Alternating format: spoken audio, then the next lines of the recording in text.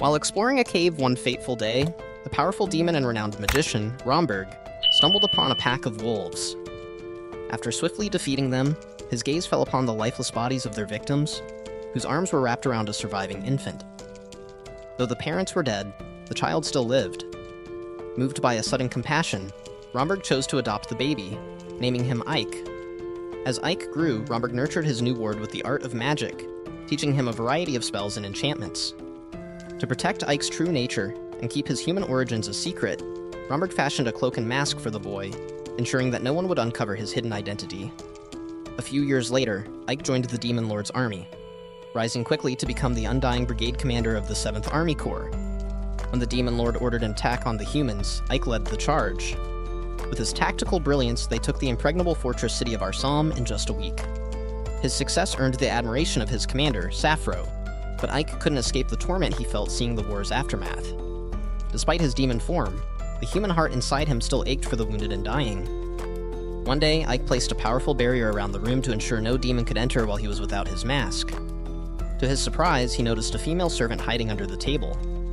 She pleaded for her life, but in her panic, she accidentally knocked herself unconscious. Just as Ike was about to decide what to do, his assistant Jerome arrived. Seeing the situation, Ike chose to leave the unconscious servant alone, trusting Jerome would handle the rest. While walking through the streets of Arsam, Ike was approached by several citizens. They nervously asked how much tax they would need to pay to the Demon Lord's army. After answering them calmly, he was suddenly teleported to another location. There he was immediately attacked by a massive golem.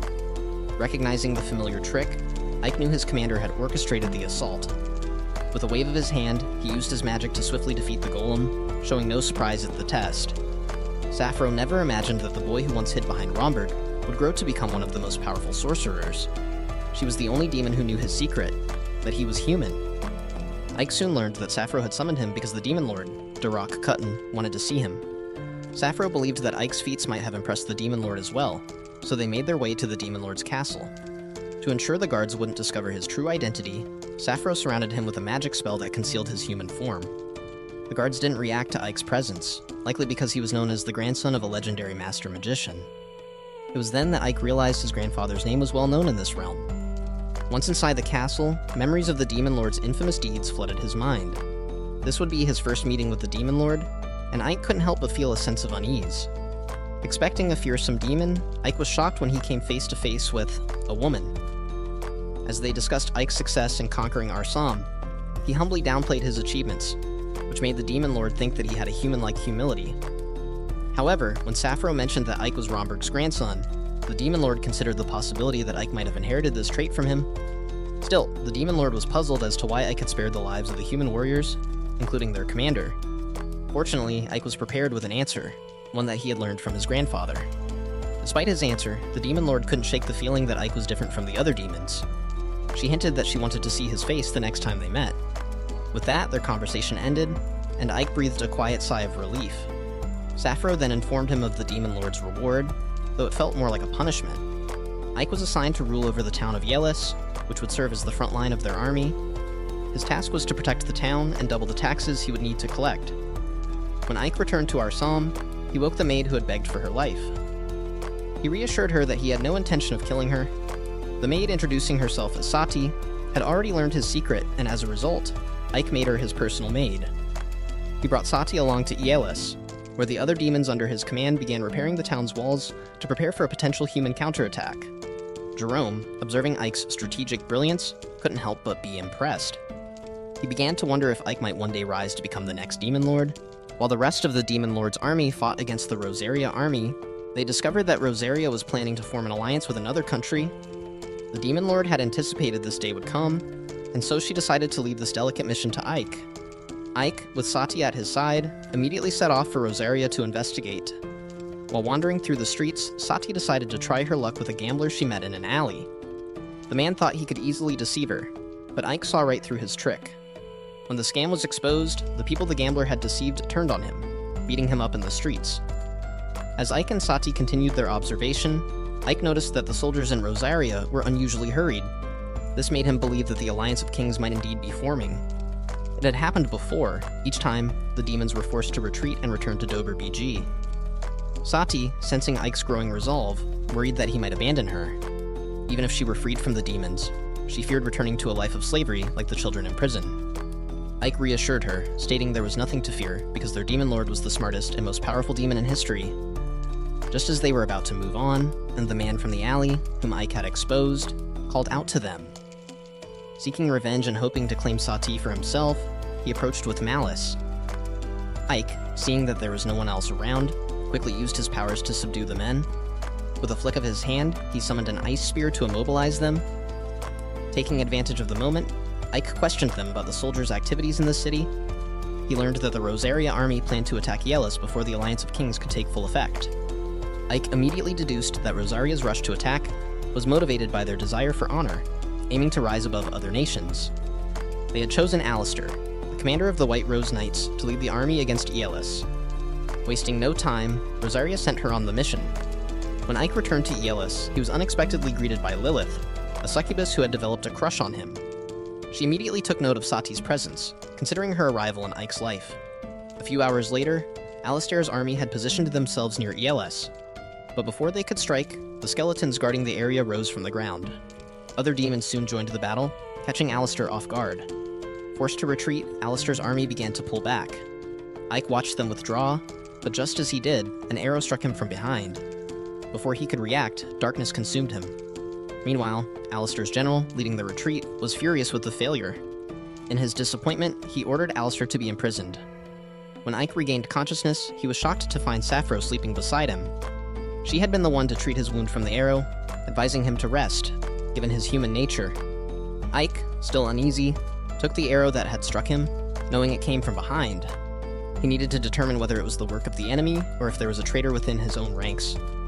Ike instructed Jerome to locate Alistair, and when he learned that she was imprisoned, he immediately set out to see her. With Lilith by his side, they entered the prison without resistance. Upon entering Alistair's cell, Ike was suddenly attacked, forcing him to act quickly. Without hesitation, he demanded to know if she had sent an assassin to Yellis to kill him. As they spoke, Alistair couldn't help but wonder if Ike was truly a demon, questioning the nature of his existence. As the prison guards became aware of their presence, Alistair seized the opportunity and drew a knife, aiming it at Ike. When the soldiers closed in, Ike used magic to dull their senses, putting them to sleep. Just as the situation seemed to calm, a giant soldier suddenly attacked. Ike responded with force but spared the attacker's life, much to Alistair's surprise. Before they could continue, the floor beneath Alistair suddenly collapsed. Reacting quickly, Ike saved her from falling. Once they were safe, Ike introduced himself properly and again asked if she had been behind the assassination attempt on him. Still, Alistair refused to answer, prompting Ike to use mind reading. Soon after, Lilith arrived, and with the information he needed, Ike made his exit. Based on what he had learned, it was clear that Alistair had no part in the attempt on his life. Upon returning to Yellis, Ike summoned the entire army and used his mind-reading ability on them, determined to uncover the truth. Since Alistair had no involvement in the assassination attempt, Ike quickly deduced that the traitor must be one of his own. His instincts led him straight to the spy. Confronting the demon, Ike's presence was so overwhelming that the traitor confessed everything. With this information in hand, Ike rushed to Sappho to inform her that the vice commander of the 7th Corps, Jace, was behind the betrayal. Sappho wasted no time, taking swift action. The very next morning, Ike traveled to the town where Jace had been stationed. Expecting Ike to confront him, Jace had already gathered his troops in preparation for battle, but before they could launch their assault, Sappho struck first with a powerful meteor shower, catching Jace's forces off guard. Ike's men quickly followed, targeting Jace's disciples who tried to flee. As Jace saw his forces crumbling, he ordered the remainder of his troops to attack Ike, seizing the opportunity to escape. However, Ike was relentless and soon confronted him. The two clashed, but Jace, weak in battle, was easily defeated by Ike's strength. In his desperation, Jace tried to persuade Ike to join him in a rebellion against their demon lord, offering power and freedom in exchange for his allegiance. But Ike, unwavering, refused. Enraged, Jace attacked, but Ike dodged the strike with ease. When Sappho arrived, she didn't intervene, watching as Jace slowly succumbed to the poison that had been gradually killing him. Ike attempted to use an antidote spell, but it was ineffective. As Jace's final moments approached, Sappho coaxed him into revealing the true mastermind behind the rebellion. Before he died, Jace revealed that it was Basso, the commander of the 3rd Corps. Immediately, they went to inform the Demon Lord of their findings. To their surprise, Basso was already there, having gained the Demon Lord's ear. He claimed that Sappho and her men had framed him, accusing him of aiding in the assassination plot to eliminate Jace. He suggested that Sappho's real aim was to seize control of the entire Third Corps. Despite his attempts to sway the Demon Lord, she was already aware of Basso's intentions. She acknowledged that, while Sappho's loyalty was unquestionable, she had flaws in managing her own army. Both Sappho and Basso needed to be punished for their actions, but the Demon Lord didn't want to lose two valuable commanders. Not willing to let the situation go unaddressed, she decided that they would settle the matter with a duel. However, this duel wasn't to be a direct battle between Sappho and Basso. Instead, it would test how well they could lead their armies of puppets, showcasing their true abilities as commanders. Sappho, confident that Ike had surpassed her in leadership, proposed that he take command of her army. If talent as a commander was part of the criteria, Ike couldn't refuse any longer. He knew that the challenge ahead would require a strategic plan, so he began to think carefully about how to use the puppets effectively. Ike turned to Sati for ideas, hoping she might come up with a good plan. When she suggested using crossbows, Ike's thoughts shifted to firearms. He was sure that Basso was unfamiliar with guns, and he knew that Sappho had the capability to create them. But when he brought up the idea, Sappho denied ever having seen or made a gun before. Ike couldn't understand why Sappho wasn't more concerned, especially since her life would be on the line if she lost the duel. Later that night, after a bath, Ike was surprised when the Demon Lord appeared before him. She carried something wrapped in cloth and handed it to him. When Ike unwrapped it, he found guns inside. The Demon Lord had known exactly what he needed. She also revealed that she knew his true identity. Ike tried to deny being Ike, but the Demon Lord was unfazed. She explained that Romberg himself had revealed Ike's secret to her, that he was human. Ike wondered why he wasn't killed for his deception, and the Demon Lord explained that she hadn't done so because she wanted to see him fulfill his dream. She was confident that he had the ability to achieve it, and her faith in him was unwavering.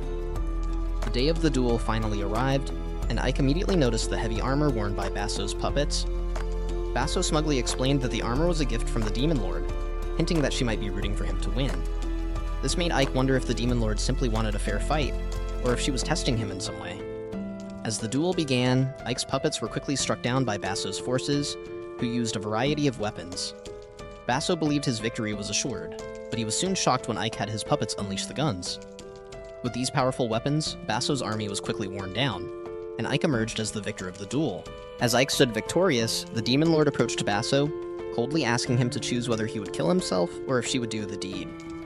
However, Basso had one final trick up his sleeve. In a desperate move, he ordered one of his disciples to attack the Demon Lord. Though the Demon Lord was quick enough to grab the arrow, it was rigged with explosives, and parts of the arena exploded in a violent eruption. In the chaos, Basso also commanded the elimination of the demons who had been planning to fight them. With a twisted smile, he believed his plan was succeeding. Confident that he would soon be named the new Demon Lord, he thought victory was within his grasp. Basso offered Ike a chance to surrender and join his army, promising him a high rank. Ike refused, certain that Basso could never become Demon Lord. Angered, Basso ordered his disciples to attack. Despite their numbers, they couldn't land a single blow on Ike, who easily overpowered them, watching their ranks dwindle. Moments later, Ike crushed Basso, surprising Commander Ander. But Basso wasn't finished. He sent his disciples to attack again, hoping Ike would run out of magic. Ike, knowing dark magic wouldn't affect the undead, used white magic instead. With a single spell, the undead were quickly dispelled, leaving Basso worried. A short while later, the Demon Lord approached Ike with an offer to become the commander of the 3rd Army Corps. Ike wasn't ready to answer, so the Demon Lord gave him time to think. The next day, Sappho confronted the Demon Lord, opposing the offer. She didn't want to lose Ike from her army, and argued that the decision should be hers since Ike was under her command. Just then, Ike arrived to give his decision. He declined the position, feeling he still had much to learn from Sappho. With no vice commander left in her ranks, Sappho appointed Ike as the new vice commander. A few days later, the Alliance of Kings launched their attack and swiftly defeated the 2nd Corps, which had been trying to conquer Leah. The 2nd Corps, known for their elite warriors, fell quickly. Upon hearing this, Jerome immediately informed Ike. Ike had a strong feeling that the Alliance of Kings would soon attack Aelis. If they lost, the enemy would easily regain control of the arsenal, forcing the Demon Lord's army to retreat back to Dober. Ike's dream of creating a city where humans and demons could coexist would never come true. He had already devised a plan to defeat the Alliance, relying on guns. However, there was a major issue. According to Fiorentina, their guns were destroyed after a single shot. Sappho suggested they use magic instead, but Ike disagreed, knowing that magic could cause too much collateral damage. Fiorentina then proposed seeking help from the dwarves, renowned for their skill in metalwork. After being defeated by humans, the dwarves had scattered, and to reunite them, they would need to rescue their king, Gunther, who was imprisoned in the Outh Kingdom. Gunther recalled the day the Ismuth Kingdom attacked. In a desperate attempt to save his son, Batson, he had been forced to surrender, allowing the Ismuth Kingdom to exploit the dwarves' talents. Not long after, Lilith arrived to rescue him and take him to Elis. Gunther was confused and suspicious, wondering why a demon would help him. As he bombarded her with questions, Lilith simply put him to sleep. When Jerome arrived, they quickly left, avoiding any guards that might have noticed them. As they made their way out, they were confronted by a large group of Oath Kingdom soldiers on patrol. Ike instructed them to avoid a fight, and they swiftly escaped. Fortunately, Ike intervened just in time, ensuring their safe departure. When Gunther regained consciousness, Ike wasted no time in explaining why they had freed him. He showed Gunther a gun and asked if he could replicate it. Gunther confirmed he could, but he was adamant that he would never serve demons. He would rather die than be their slave. In response, Ike took him outside to show him the unity between demons and humans. If Gunther agreed to help, Ike promised he would ask the Demon Lord to rebuild the Dwarf Kingdom. Gunther was skeptical, believing that a kingdom couldn't be rebuilt without its people. Ike, however, brought him to the workshop where the dwarves were laboring, including Batson, proving that the dwarves were willing to return and rebuild. After learning what Ike and his people had done for his race, Gunther decided to accept Ike's offer. The Outh Kingdom soon discovered that Gunther had escaped with the help of demons, but the general didn't consider it a serious issue. Gunther, after all, was seen as useless to them. Instead, they focused their efforts on preparing to attack Yelis. With the help of the dwarves, the demons quickly amassed a large number of guns. The 7th Army Corps also arrived to reinforce the defense of Yelis. Since Ike was the vice commander and Sappho had appointed him to lead the battle, all the other brigade commanders were required to follow his orders. This posed no problem for the brigade commanders, especially once they learned that Ike had defeated the former commander of the 3rd Corps. A few days later, the Alliance of King's army arrived. Ike immediately prepared his forces for the battle. When the Alliance ordered their first squad to attack, they used catapults and ballistas, but these were ineffective against Ike's bright barrier. The general tried again, launching more catapults and ballistas, but Ike still blocked them. On their 3rd attempt, the Alliance deployed magicians to counter the barrier, believing they could easily breach Yelis. However, they were met with more resistance as other demons were ready to stop them. Despite this, the Alliance's numbers allowed some to begin climbing the wall. The Assistant General observed that it wouldn't be long before the demons' defenses crumbled, but the general, eager to end the battle quickly so they could enjoy dinner, ordered another catapult strike. His assistant was shocked, realizing that this would result in the death of their own soldiers as well. Still, they followed the general's command, leading to the deaths of both demons and Alliance soldiers. With a hole now in the wall, the general ordered the 2nd squad to charge. However, they couldn't simply enter Yelis, as demons were waiting to fight them. So the general decided to send in the 3rd squad. Ike, meanwhile, commanded the werewolves to attack, and Jerome led the riflemen into action. The Alliance was forced to retreat, marking the end of the werewolves' role in the battle. Before the enemy could push further into Aeolus, Fiorentina sealed the hole with her demon thorns. When it was Gus's turn to attack, they simply created another hole. Throughout the battle, everything unfolded according to Ike's plan. After Gus finished his fight, the army of Fang Beasts moved in to target the enemy's catapults and other siege weapons. With their overwhelming numbers, the Alliance soldiers assigned to defend the weapons were powerless to stop them. Little did they know, Ike had already scouted the enemy's forces and was aware of their reserve troops. He urgently asked Sappho to deal with them, ensuring they couldn't join the battle.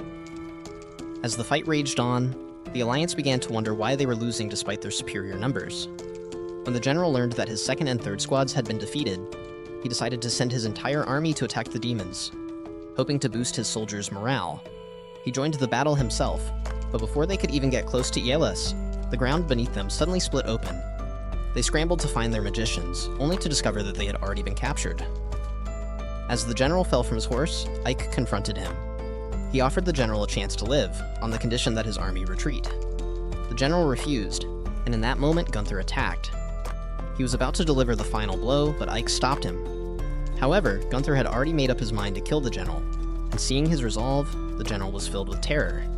In fear, he agreed to retreat. With the demons securing victory, the other brigade commanders were left in awe of Ike's strategies. impressed by his ability to turn the tide of battle. A few hours after the battle, Sappho approached Ike to congratulate him on their victory. She then gave him another mission, to travel to Zenobia, a trading city. With their victory over the Alliance of Kings, it was certain that the Demon Lord's army would soon launch an all-out attack. To prepare for this, they would need a large stock of food supplies in case war came. Ike's task in Zenobia was to speak with the Federation leader and negotiate a trade treaty. Sappho promised that once this was done, she would focus on rebuilding Yelis. Ike spoke to Jerome and Lilith, assigning them to temporarily lead Yelis. They wanted to join him on his journey to Zenobia, but Ike needed them to stay, as they were the only ones he truly trusted. They agreed, unaware that Ike would be bringing Sati along. As they neared Zenobia, they heard a commotion. Members of the Redbeard pirates were attacking travelers. They had plans to capture a woman in a carriage and bring her to their captain. Before they could get their hands on her, Ike sprang into action, saving the woman from the pirates. To his surprise, the woman resembled Sati. Her bodyguards were stunned that Ike had easily defeated the Redbeard pirates. After healing their wounds, the woman introduced herself as Yuria Octave, the daughter of Zenobia's leader. Since Yuria's group was returning to Zenobia, Ike and Sati accompanied them. When introducing himself, Ike gave the name Reich, claiming to be a mage from Ismith. They learned that Yuria had recently been to a nobleman's estate for an arranged marriage, but she had refused the proposal. Yuria seemed to think it was a good thing she turned it down, especially since she appeared to want Ike as her husband. When they finally arrived in Zenobia, Yuria introduced them to her mother, Aurea, the Federation leader. Before they began their conversation, Aurea asked Yuria to leave the room, then turned her attention to Ike. She asked what the Demon Lord's army wanted from them, a question that caught Ike off guard. Ike hadn't expected Aurea to discover his connection to the Demon Lord's army. Aurea admitted that she wasn't familiar with any mage named Reich from Ismith, but from what Yuria and the guards had told her, Ike was a powerful spellcaster. Sensing the tension, Ike decided to tell her the truth. He confessed that, though he was part of the Demon Lord's army, he was still human. He explained that his parents were human, but a demon had raised him. Ike then clearly stated his intention, to sign a trade treaty with Zenobia. Aurea was reluctant to entertain such an idea. She found it hard to imagine a trade treaty with the Demon Lord's army, given the immense danger it posed. She worried that one day the Demon Lord's forces might wipe out the people of Zenobia. In response, Ike assured her that this would not happen. His goal, he explained, was for humans and demons to live together in peace. Despite his reassurances, Aurea remained unconvinced, knowing that the future was uncertain and that the demons could change their minds at any time. To convince Aurea, Ike suggested that they could rid Zenobia of the pirates who had been causing trouble. Aurea acknowledged the pirates were a significant nuisance, noting that the damage they caused to the city was equivalent to an entire year's budget. After considering Ike's offer, she agreed to the trade treaty, but with two conditions. First, the pirates had to be eliminated. Second, Ike would have to marry Yuria. Ike hesitated, unable to make a decision immediately. While he was human, he still belonged to the Demon Lord's army, complicating things. Aurea didn't view this as an issue, however. She recognized Ike's intelligence and honesty, and believed he might one day become a Demon Lord himself. She saw this as a good opportunity to build a strong relationship with him. Just then, a guard entered the room to inform Aurea that the Redbeard pirates were attacking the port again. Their goal was to capture the passengers of a ship that was scheduled to depart. Since their captain, Karasa, was a mage, the Zenobia guards were powerless to stop them. Aurea turned to Ike and asked once again if he would accept her conditions. When they arrived at the port, the pirates were already gone, having completed their mission. Ike helped the guards regroup and then ordered them to prepare men and weapons for a counterattack, in case the pirates tried to strike again. A few minutes later, Yuria approached Ike, eager to speak with him. She wanted to discuss the matter of their arranged marriage, particularly her mother's condition. Ike initially thought that Yuria didn't want to marry him, but she immediately clarified that she did. She admitted that she already liked him. Just outside, Sati overheard their conversation. Ike sensed her presence right away, but when he stepped outside, Sati was already gone. Determined to do something that would make Ike happy, Sati decided to buy the ingredients they needed. However, one of the members of the Redbeard pirates, who had been spying on the area, mistook Sati for Yuria. He saw her walking into a small alley and quickly kidnapped her. Sati was taken aboard a ship, where she learned that the pirates had confused her for Yuria. Desperate to escape, she called out for Ike, but when she tried to flee, she was shocked to realize she was now in the middle of the ocean. As she wandered the ship, Karasa, the pirate captain, spotted her. Though the pirate who captured her claimed she was Yuria, Karasa immediately saw through the mistake, but rather than being angry, he saw it as an opportunity. He didn't need Yuria, he needed a maid. Meanwhile, Alria was speaking with a guard when Ike arrived, informing her that he was going to find Sati and needed a ship. Alria agreed without hesitation and allowed him to use the V'd-in. After Sati changed into appropriate clothing, Karasa told her that she would serve him as his personal maid. Sati, however, preferred to keep to her role as a maid, just as she did for Ike. She suggested cooking for him, and Karasa, intrigued, agreed to her proposal. While in the kitchen preparing food, Sati was quietly thinking of a way to escape. After a while, she came up with a plan. She asked the guards for wine, claiming she needed it for her cooking. When they handed it to her, she poured it into the pan, causing it to catch fire. The guards rushed over to put out the flames, and Sati seized the opportunity to pour some alcohol on one of them, distracting them just long enough to slip away. Spotting a candle nearby, she used it to set the ship on fire, sending a signal to Ike about their location. But within minutes, the guards who had been assigned to watch her found her again. Sati tried to run, but Karasa caught up with her. While he didn't want to kill her, he was determined to punish her for her actions. As someone prepared to amputate her legs, Ike arrived just in time to save her. Seeing Ike, Karasa immediately ordered his men to kill him. Despite being outnumbered, Ike effortlessly fended off the attackers. He didn't want to kill them, so instead, he tossed them into the sea. Karasa, enraged, launched a powerful attack on Ike, but Ike quickly summoned a barrier to block the strike. Using Karasa's own attacks against him, Ike countered relentlessly. He focused on avoiding Karasa's blows, all while protecting Sati. Believing his attacks had finally defeated Ike, Karasa was shocked when Ike suddenly reappeared and unleashed one of his most powerful strikes.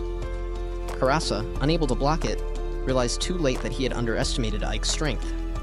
Karasa was thrown into the ship they had been using, and with the remaining pirates captured, Ike and Sati returned to Zenobia. There, Ike and Alria finally signed the trade treaty. However, Alria insisted that they keep the agreement a secret, fearing the Alliance of Kings would take drastic measures if they found out about it. Ike had no idea that soon, the Alliance of Kings would defeat Zio's army, which was stationed in Alesta. While in Zenobia, there was a gathering where Ella introduced Ike to the nobles as Yuria's fiancé. Ike was stunned, never imagining that this would turn into his and Yuria's wedding ceremony. As he voiced his complaints to Alria, a sudden light filled the room. It was the Demon Lord, who had come to summon Ike back. Sappho's life was in danger due to the overwhelming number of enemies and the lack of food supplies. The demons were struggling to hold off the Red Dragon Division, led by E. Ruddle. Ike and Sati immediately returned to Ielis using teleportation magic. Once they arrived, they learned from Jerome that the Alliance of Kings had also launched an attack on Ielis. Fortunately, a female demon had helped them, successfully stopping the Alliance's advance. Ike decided they needed to go to Alesta immediately to help Sappho. He instructed Jerome to prepare the demons they could bring with them. However, with many demons still wounded from the previous battle, and others needed to protect Ielis, they could gather only about 500 demons for the mission. Gunther suddenly entered, announcing that the dwarves wanted to join the fight in Alesta. Ike was reluctant to allow them, as the dwarves had no direct involvement in the battle between demons and humans. But Gunther insisted, and Ike could do little but agree. The dwarves, along with the other people, begged him to let them help. They wanted to repay their debt to Ike, knowing their lives had improved since he took over Ielis. Moreover, the demons had made great sacrifices in the previous battle to protect them. Jerome didn't want to accept their help, so Lilith kicked him along with Sati, scolding him for not allowing Ike to make his own decisions. Ike, seeing the determination in the people's eyes, agreed to their assistance. He planned to divide their army, leaving some behind to protect Ielis. He also warned them that if the Alliance of Kings attacked while they were away, it might be better to surrender, as their punishment for collaborating with demons could be severe. Ike didn't want them to suffer for their choice to help. The next morning, they set off toward Alesta. It would take them 4 days of walking to reach the city, and Ike worried that the large enemy force would overwhelm them before they could arrive. He knew he would need to come up with a good plan during their journey. Meanwhile, Sappho, still fighting against Eruddle's army, encountered the Mage Valel. Knowing she had other plans, she tried to avoid his attacks as best as she could. Sappho managed to escape from Eruddle's forces, and when she saw the enemy army had moved out of range, she began preparing her counterattack. Just as she was about to finish casting the spell, an arrow suddenly shot toward her. It was Eruddle himself, and the strike, combined with her extreme weakness, caused her to lose consciousness. Sappho was taken prisoner and locked in the basement, held hostage. Eruddle's plan was clear. He intended to wipe out the entire 7th Army Corps. He knew that Sappho's brigade commanders would come for her, and he was prepared to use her as leverage to draw them into his trap. As Sappho lay trapped in the basement, she couldn't help but remember the time she had encountered Eruddle before in Aeolus. She cursed herself, thinking that if she had killed him then, she wouldn't be experiencing this humiliation now. Meanwhile, Ike and his companions were resting in the middle of their journey. They used the time to train their forces in the use of guns, while the dwarves continued developing new weapons. As they neared to their destination, Ike assigned Jerome to monitor Alesta. Their plan of attack would rely on the information Jerome brought back. Jerome returned with a chilling report. The enemy had made a scarecrow using a cloak and hat that belonged to Sappho. Upon seeing it, Ike was certain that Sappho was still alive. After learning the name of the enemy commander from Jerome, Ike realized that the enemy was using Sappho as bait, hoping to lure the brigade commanders into a trap. Determined to act quickly, Ike called for a strategy meeting. They decided to launch their attack at dawn the following morning. When the time came for their attack, Ike wasted no time. He used his power to target the enemy forces, and Eruddle quickly responded, gathering his army and launching catapults at Ike's position. As Eruddle observed Ike's army, he found it strange that they weren't advancing more aggressively to save Sappho and the other demons. Then it hit him, the commander of the Undying Brigade. A strong feeling washed over him, and he realized that the commander of the army they were facing was none other than Ike. Eruddle ordered that Sappho be watched closely, and that Valel be prepared for the next move. What they didn't know was that Lilith had already infiltrated Sappho's prison. As the other soldiers focused on guarding Fiorentina and the demons, they began to notice glowing lights falling from the sky. It was Lilith's power, putting the enemies to sleep. When Fiorentina saw Lilith, she immediately approached her, but just as they were about to speak, an arrow suddenly struck Fiorentina from behind. They turned to see Valel with his soldiers, who coldly informed Lilith that Eruddle already knew what they were planning. Lilith, unfazed, simply left, knowing that everything Ike had predicted was unfolding. At that moment, Jerome appeared. At Lilith's signal to Ike, he immediately ordered the riflemen to move in.